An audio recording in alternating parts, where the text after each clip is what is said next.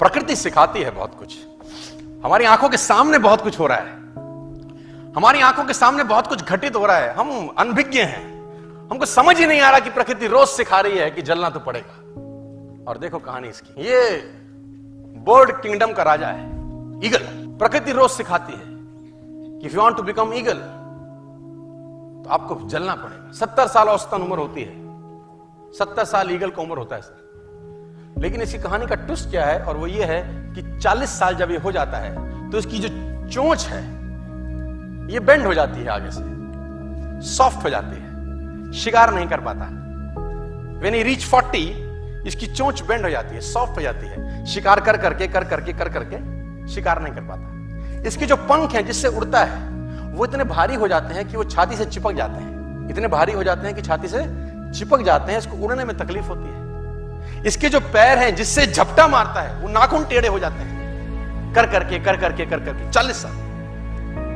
अब इसके पास चॉइस है कि 40 साल के बाद मर जाए, क्योंकि उड़ सकता नहीं है, शिकार कर नहीं सकता, पंख भारी हो गए, उड़ना दिक्कत, शिकार पकड़ नहीं सकता क्योंकि पैर के नाखून खराब हो गए, और पकड़ भी ले तो चोंच से उसको मार नहीं सकता। अब इसके पास चॉइस है 40 साल में क्या वो मर जाए।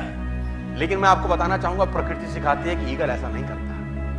40 साल की उम्र में ईगल अपने एरिया की सबसे ऊंची चोटी पर चला जाता है और जो चोंच है उसको सामने वाले पत्थर पे मारना चालू करता है।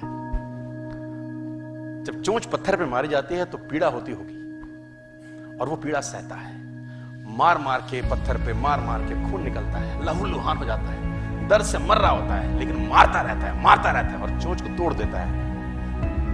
इसलिए तोड़ता है कि प्रकृति नहीं देगी, लेकिन वो जो तोड़ने का प्रोसेस है वो पीड़ादायक है।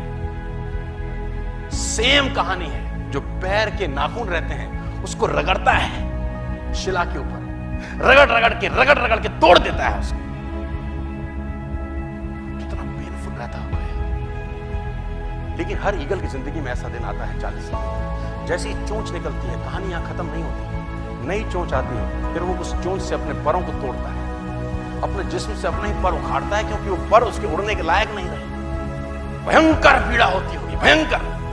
लेकिन इस प्रोसेस से हर ईगल गुजरता है अपनी जिंदगी में से, और 40 साल के इस प्रोसेस में 6 महीने के बाद वो एक नया ईगल होके 30 साल और जीता है, 30 साल और जीता है सर। तो आहुति तो देनी पड़ेगी। आज कल परसों चॉइस आपकी है। मैं फिर कहता हूं, आज कंफर्टेबल हो जाएंगे तो जिंदगी अनकंफर्टेबल होगी, आज अनकंफर्टेबल हो जाएंगे तो जिंदगी कंफर्टेबल।